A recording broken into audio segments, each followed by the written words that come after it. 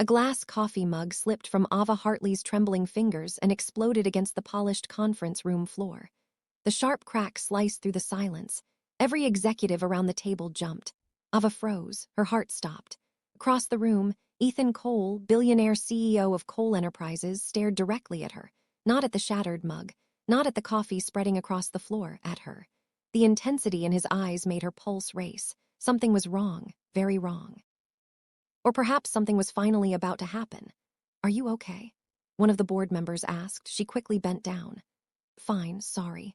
But she wasn't fine, because for the last 20 minutes Ethan hadn't taken his eyes off her, not once. The meeting ended, chairs scraped against the floor, executives gathered their files. Ava grabbed her tablet and headed for the door. "Everyone stay back for a moment," Ethan suddenly said. The room fell silent. The executives exchanged curious glances. Then one by one they left, the door closed, Ava's stomach twisted, now they were alone. Walked toward her slowly, deliberately, each step made her heart beat harder. "What is it?" For a second, he simply looked at her as though gathering years of courage, then he spoke. "I can't do this anymore." Ava's breath caught. "What do you mean?" "This." His voice was low. "Watching you every day." Her pulse thundered. "Ethan."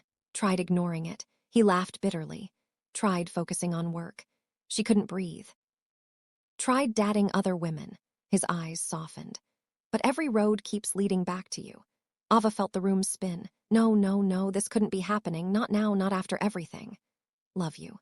The words hit her like lightning. Years. She had waited years to hear them, years of pretending, years of stolen glances, years of hidden feelings. Yet instead of happiness, fear crashed into her chest. Because Ethan loved the version of Ava he thought he knew, not the woman she had become. Not the woman carrying secrets and scars, not the woman who had lost everything. She stepped backward. "Ethan, stop." Pain flashed across his face. "What?" "We can't." His jaw tightened. "Why?" "We work together." "That's not the reason." Accuracy of his response stunned her, because he was right. That wasn't the reason, not even close. The real reason lived in the memories she spent years trying to bury. Before she could answer, her phone rang. She glanced down. Mom. A small smile appeared, then vanished when she answered. Stranger spoke. "Are you Margaret Hartley's daughter?" Ava's blood ran cold. "Yes." "Your mother collapsed. She's been taken to St. Mary's Hospital." World tilted. "What?" "We need you to come immediately." The call ended. Ava couldn't move, couldn't think, couldn't breathe. "Ava," Ethan's voice sounded distant. "My mother." The words came out broken. "My mother collapsed." Then she ran straight out of the conference room, straight out of the building, straight into panic. "Ava," Ethan shouted after her. But she was already gone. If you're enjoying this story so far, don't forget to subscribe and turn on your notification bell for more emotional stories like this. By the time Ava reached the hospital, her hands were shaking uncontrollably. Every terrible possibility raced through her mind. She had already lost her father. She couldn't lose her mother, too. Not now, not ever. She rushed through the emergency entrance. "Margaret Hartley," she gasped. The nurse pointed toward a room. Ava ran. The moment she pushed open the door, relief nearly brought her to her knees. Her mother was awake, pale, weak, but alive. Margaret smiled faintly. "There you are." Ava rushed forward, tears filled her eyes. "You scared me." "I'm sorry." "You don't get to scare me like that." Margaret laughed softly. "Try to remember that." Ava grabbed her hand, holding it tightly as if letting go would somehow make her disappear. "Been working too hard," Margaret sighed. "And you've been worrying too much." Silence settled between them, heavy. Emotional, then Margaret spoke softly. "You already carry enough weight, sweetheart." Ava looked away because they both knew what she meant, the past, the losses, the memories, the things neither of them could escape. A knock interrupted them, then the door opened. Ava turned, her eyes widened. "Ethan." He stood there breathing heavily, clearly having rushed all the way from the office. Concern filled his face. "Is she okay?" Ava stared. "You followed me?" "I was worried." Simple answer somehow touched her more than grand declarations ever could. Margaret watched the exchange quietly, then smiled. "Oh," Ava frowned. "What?" Margaret pointed weakly toward Ethan. "So this is Ethan." Ava blinked. "Do you know his name?" "A mother notices things." Ethan chuckled. Ava groaned. "Mom." "I'm serious." Margaret looked at Ethan. "You care about her."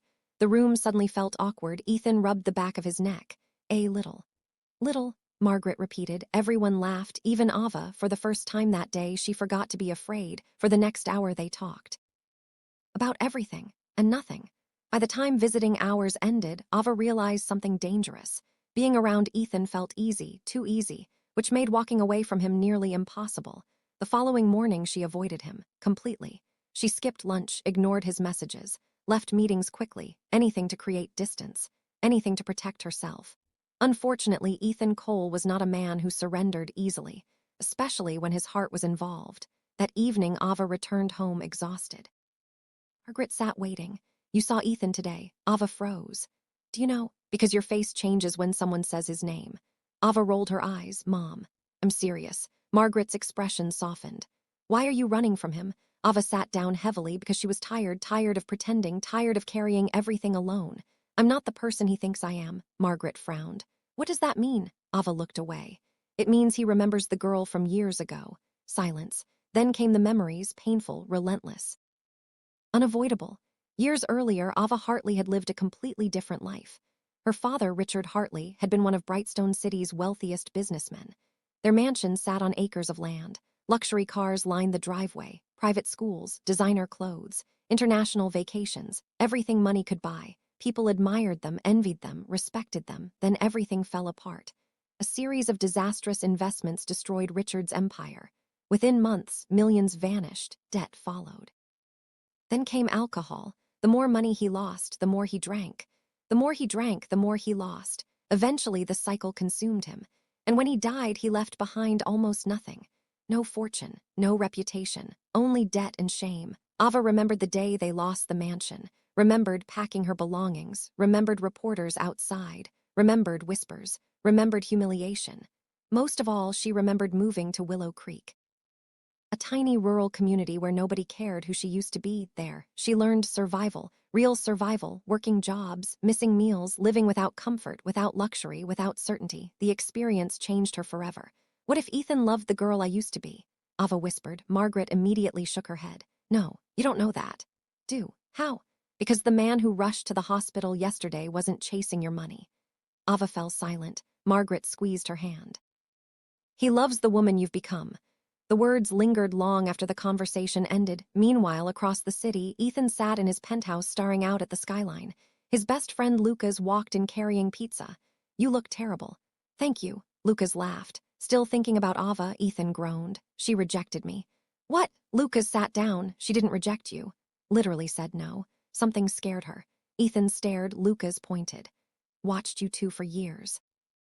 "What are you saying?" "I'm saying that woman looks at you like you're the last good thing in the world." Ethan blinked. "Really?" Lucas laughed loudly. "Everyone knows she's in love with you." Statement stunned him, because deep down he wanted to believe it. The next morning, Ethan made a decision. If Ava wouldn't come to him, he'd simply keep showing up, not with pressure, not with demands, with patience. A coffee waited on Ava's desk when she arrived, exactly how she liked it, extra cream, no sugar. A small note rested beside it. "I remembered." Ava stared at the words for a long moment. Her chest tightened. Hours later, another message arrived. "How's your mother?" Then another. "Did she take her medication?" Then another. "Let me know if you need anything." Simple, thoughtful, consistent. Every message weakened another brick in the wall around her heart. Days passed. Then weeks. Their conversations slowly returned.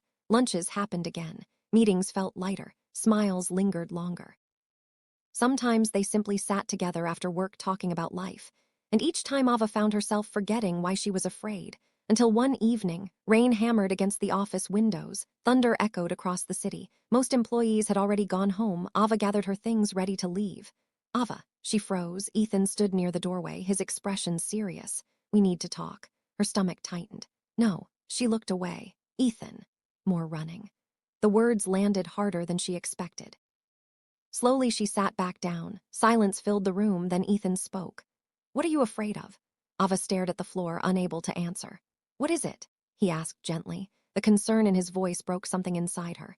And for the first time in years, Ava decided to tell someone the truth, everything, the secrets, the shame, the heartbreak, the woman she used to be, and the woman she had become. She took a shaky breath, then began to speak. And once the words started coming, they refused to stop. Ava took a shaky breath, then another. The rain continued pounding against the office windows as though the storm outside had somehow found its way into her chest. For several seconds she couldn't speak. Ethan remained silent, patient, waiting. Finally she lifted her eyes. "You want the truth?" "Yes." "Whole truth?" "The whole truth." A bitter laugh escaped her lips. "Be careful what you wish for." Ethan pulled out a chair and sat across from her. "I'm listening." Ava clasped her trembling hands together. My father wasn't always the man people remembered at the end. Ethan said nothing. He used to be brilliant. Her voice cracked. He built everything from nothing. People respected him. They admired him. She swallowed hard. Then he started making bad decisions. The memories rushed back, painful, sharp, unforgiving. He became obsessed with making more money. Every deal had to be bigger than the last. Every investment had to be riskier. Tears filled her eyes. When things started collapsing, he couldn't handle it. Ethan leaned forward. He drank. The word came out broken. He drank every day. Silence filled the room. He lost the company. More tears. He lost our home. Breathing trembled. He lost himself. Ethan's heart ached listening to her. The reporters followed us everywhere. Friends disappeared. People who used to praise us suddenly acted like we were contagious. Ava laughed bitterly. It's funny how quickly people forget you when you're no longer useful. You weren't useless. Felt that way. She looked away. The day my father died, I hated him. Confession shocked even her. Tears rolled down her cheeks. I hated him for leaving us. Office felt unbearably quiet. I hated him for making my mother suffer. Another tear slipped down. I hated him for making me ashamed of my own name. Ethan slowly reached across the table. His hand covered hers. She didn't pull away. When he died, she whispered, we lost everything. Her voice grew softer. We moved to Willow Creek. Ethan listened carefully. There were nights we couldn't afford proper meals. A painful smile crossed her face. I went from attending elite schools to working 2 jobs. Her shoulders shook. I cleaned houses. She laughed through tears. I even worked in a diner. Shame she'd carried for years poured out. I kept thinking about the girl I used to be. Ethan squeezed her hand. And I couldn't recognize her anymore. Silence, then she looked directly into his eyes. What if you can't either? The question hung between them, heavy, raw. Painfully honest, Ethan stared at her, then slowly shook his head. No, Ava frowned. No. He stood, walked around the desk, then knelt beside her chair. Ava, look at me. She hesitated, then obeyed. His eyes glistened. You think I wanted the rich girl? Her lips parted. But I didn't. Ethan, I wanted you. The tears came harder. You survived things most people never could. His voice trembled. You rebuilt your life. More tears. You protected your mother. He smiled softly. You became stronger. Ava couldn't stop crying. Not less than who you used to be. His thumb brushed away a tear. More. Wall around her heart finally cracked. For years she had carried shame, years of embarrassment, years of fear. Yet in that moment, Ethan looked at her as if she were extraordinary, not despite her scars, because of them. Without thinking, she threw her arms around him. He held her tightly. Neither spoke. Neither needed to. For the first time, Ava felt seen, truly seen. If you're enjoying this story, don't forget to subscribe and turn on your notification bell for more heartwarming stories like this. Over the following weeks, something changed between them. The distance disappeared, the tension remained. But now it felt different, warmer, safer, hopeful. Ethan no longer hid his feelings, and Ava no longer ran from them. One afternoon, he walked into her office carrying 2 cups of coffee. She smiled. You know this is becoming a habit. I know. You spoil me. I plan to. She laughed. The sound instantly improved his day. Careful. Sound very confident. I am. She raised an eyebrow, leaned against her desk. I think you're finally starting to like me. Ava laughed so hard she nearly spilled her coffee. Before she could answer, her phone buzzed. It was her mother. When she answered, Margaret immediately said, So when are you marrying him? Ava nearly choked. Burst out laughing. Unfortunately, things only became worse after Ethan introduced her to his family. His mother, Victoria Cole, adored Ava immediately, absolutely adored her. The first dinner lasted 20 minutes before Victoria asked, What colors are you thinking for the wedding? Ava nearly dropped her fork. Ethan groaned. Mom, what? We aren't even engaged. Victoria waved dismissively. Minor detail. Everyone laughed except Ava, because beneath the humor, anxiety quietly returned. The Coles were wealthy, powerful, respected, everything her family used to be, everything they had lost. The old fears began whispering again. You don't belong here. You're not one of them. Soon those whispers became impossible to ignore. Then came the misunderstanding. The moment that nearly destroyed everything. One afternoon, Ava arrived early for a meeting. As she approached Ethan's office, she heard voices inside. The door was slightly open. She paused. An investor was speaking. This relationship sounds complicated. Ethan sighed. It is. Investor chuckled. Honestly, it sounds exhausting. Ethan rubbed his forehead. You have no idea. Ava froze. Her heart sank. Complicated, exhausting. The words hit every insecurity she carried. She couldn't hear the rest. Couldn't force herself to stay. The damage was already done. She turned and walked away. By the time Ethan emerged from his office, she was gone. That evening, she packed a small suitcase, not much, just essentials. Years of instability had taught her to travel light. Her mother found her folding clothes. "What are you doing?" Ava forced a smile. "I'm leaving." Margaret's face fell. "Running, you mean?" Ava looked away. "I heard what he said." Margaret sighed. "Did you ask him?" "No." "Then you don't know what he meant." But fear had already taken control, and fear rarely listened to reason. The next morning, Ava left behind a note, then disappeared. When Ethan arrived at work and found the letter on her desk, panic hit instantly. His hands shook as he read it. "I'm sorry, you deserve someone better. Please don't look for me." The color drained from his face. No.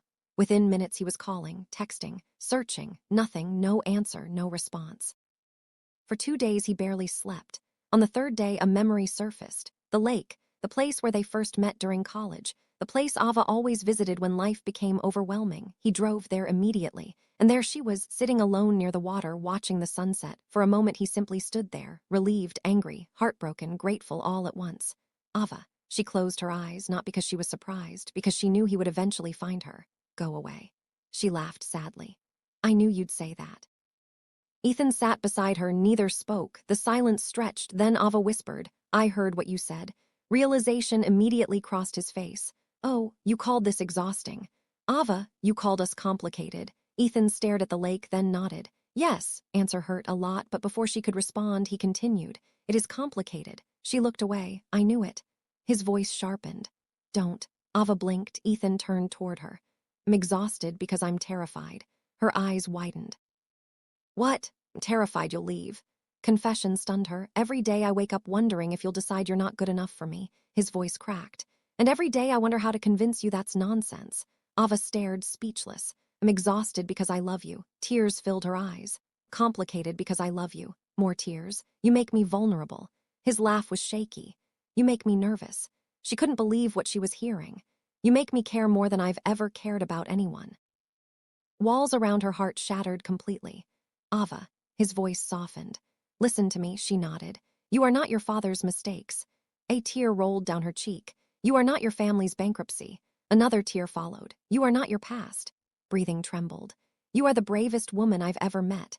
Years of pain collapsed inside her, years of shame, years of insecurity, years of believing she wasn't enough, gone. "Love you." The words escaped before she could stop them. Ethan froze, then laughed, actually laughed. "Good." Ava smiled through tears. Only waited years to hear that. The first time, fear no longer stood between them. Only truth, only love. Several weeks later, Ethan invited Ava somewhere special. He refused to tell her where they were going, which only made her more suspicious. When they arrived, she gasped. Thousands of tiny lights illuminated a beautiful garden. The entire place looked magical. "What is this?" Ethan smiled. "Place where my life changed." Ava frowned. "Do you mean?" Instead of answering, he took her hand, then slowly dropped to one knee. Her heart stopped. "Ethan." His eyes glistened. "I know life hasn't been perfect." Tears immediately filled her eyes. "I know we've both made mistakes." His voice shook. "I know there were moments we almost lost each other." Ava covered her mouth, but every road. He opened a small velvet box. Every heartbreak. Rings sparkled beneath the lights. Every lesson. Tears streamed down both their faces. "Me to you." World disappeared. There was only Ethan, only his voice, only his love. "Hartley," she cried harder. "I don't want perfection." Neither did he. "I don't want easy." His smile widened. "I want you." The words shattered whatever remained of her defenses. "Will you marry me?" Ava laughed, then cried, then laughed again. Finally, she nodded. "Yes." Cheers erupted around them. Family and friends emerged from behind the trees. Victoria screamed the loudest. "I knew it." Everyone burst into laughter. Ethan slipped the ring onto Ava's finger, then pulled her into his arms. This time there was no fear, no shame, no running, only certainty, only love. As the celebration continued beneath the lights, Ava realized something she wished she had understood years ago. The hardest prison wasn't poverty. It wasn't failure. It wasn't losing everything. The hardest prison was believing she no longer deserved happiness. And the moment she let go of that belief, she finally became free. Because hardships had not made her less worthy of love. They had made her stronger. And sometimes the right person doesn't love you despite your scars. Sometimes they love you because those scars reveal the strength of your heart. If this story touched your heart, don't forget to hit the subscribe button, turn on your notification bell, and join us for more unforgettable stories filled with love, hope, and second chances. The end.